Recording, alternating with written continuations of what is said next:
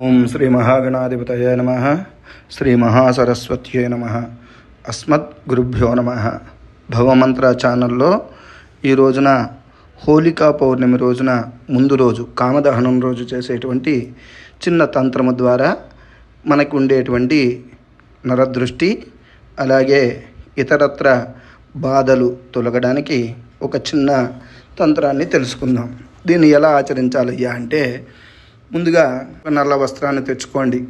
ఆ వస్త్రాన్ని మీ ఇంట్లో ఎంతమంది అయితే కుటుంబ సభ్యులు ఉన్నారో చతురస్రంగా అన్ని ముక్కలు చేసుకొని అందులో కొంచెము చింతపండు, మిరియాలు, ఏవి మనం వంటలో వాడేటువంటి మిరియాలు, అలాగే పసుపచ్చవి తెల్లావాలు, అలాగే జీడి గింజలు ఎన్ని లభ్యమైతే అన్ని 3 కంటే ఎక్కువ వేయండి.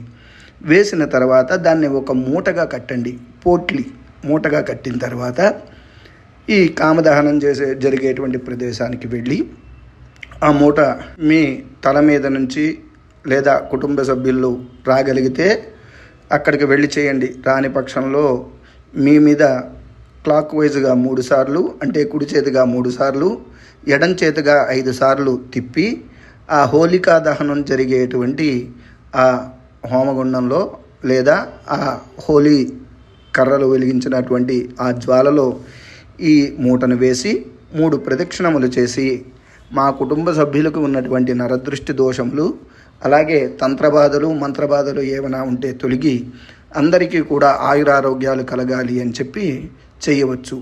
ఇంట్లో ఎవరైనా వచ్చి అలా చేయలేని వారు కనుక ఉంటే ఇంట్లో ఉండేటువంటి మగవారు ఎవరైనా కూడా వారికి దిష్టి తీసి తీసుకువెళ్ళి అందులో వేసి అక్కడ ప్రదక్షిణ చేసి వచ్చి ఇలా చేసుకోవడం వలన ఈ తంత్రబాధలన్నీ కూడా తొలగి సుఖశాంతులు కలుగుతాయి.